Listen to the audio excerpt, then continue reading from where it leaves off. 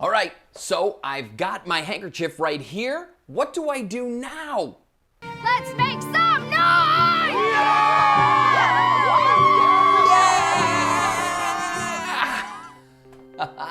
All right, shout out to Anne with an E. Netflix, we're watching it all. Even Anne with an E. Well, I wasn't really watching it. You see, I was sound asleep, and in the middle of the night, I heard that line, and it woke me up out of a cold sleep, and I said, yeah, you know what?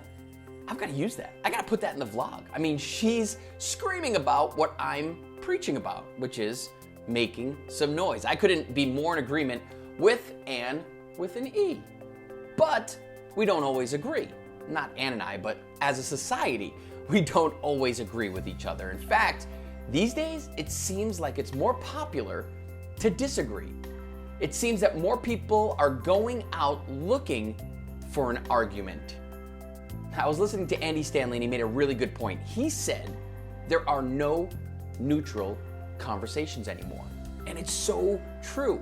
There are no neutral conversations. You can't just talk about something matter of fact. You have got to pick a side. And if your side doesn't line up with mine, well then I've got to win at all costs. It doesn't matter. I have to win. No matter the wake of destruction I leave behind me, it's my job to win this conversation. And that's what I want to talk about this week. Because while it's okay to disagree, it's okay to have different sides, it's not okay to disrespect someone else's opinion.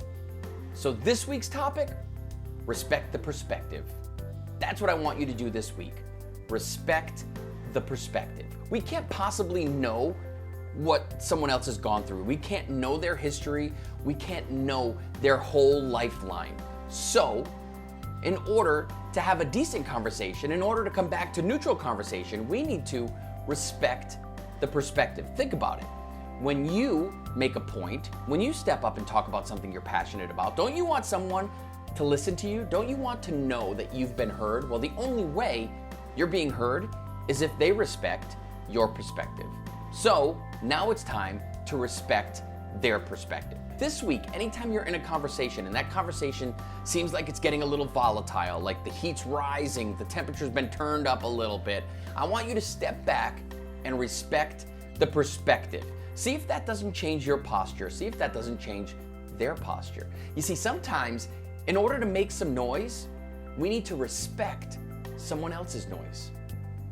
So go after it this week. Respect the perspective.